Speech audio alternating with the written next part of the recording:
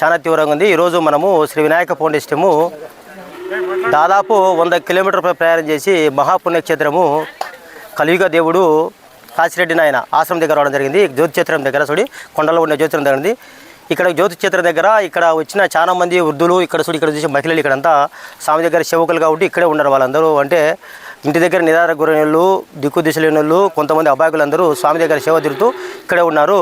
వాళ్ళందరి కోసము గత కొన్ని సంవత్సరాలుగా దాతల సహకారంతో మనము చలి నుంచి కొంతైనా సరే రక్షించాలని దుప్పట్లు అందిస్తూ వస్తున్నాం. ఈ సంవత్సరం కానీ ఇప్పుడు ఇది మనం ఈ సంవత్సరం 3వ ప్రాంతం. ఇది ఫస్ట్ ప్రాంతం వచ్చేసి మైదుకూరు పట్టణంలో ఉన్న అబ్బాయిలందరూ ఇవ్వడం జరిగింది. 2వ ప్రాంతము మహాపుణ్యక్షేత్రము అక్కడ అహోబిల లక్ష్మీనరసింహ దగ్గర ఇవ్వడం జరిగింది. ఈరోజు ఇక్కడ 3వ ప్రాంతము దాతలు శ్రీ కుమారస్వామి చంద్రకళ దంపతుల సహాయంతో ఇక్కడ చూడి దాదాపు మనము 200 దుప్పటు దగ్గర ఈరోజు మనము ఇక్కడ కాశిరెడ్డి అయిన జ్యోతి దగ్గర తీసుకురావడం. ఇక్కడ లైన్లో చూసే వీళ్ళందరికీ ఇక్కడ చూడి ఈ దుప్పటి అందించి ఇక్కడ ఉన్న వాళ్ళందరికీ కొంత సరే చలి నుంచి రక్షించే కార్యక్రమంలో భాగంగా ఇన్ని అందిస్తున్నాము. చంద్రకళ దంపతులు అలాగే ఈ పెద్దవాళ్ళ ఆశీస్సు వాళ్ళ కుటుంబానికి ఉంటూ నిరంతరము ఇటువంటి కార్యక్రమాలకు సపోర్ట్ చేస్తూ ఉండాలని కోరుకుంటున్నాము.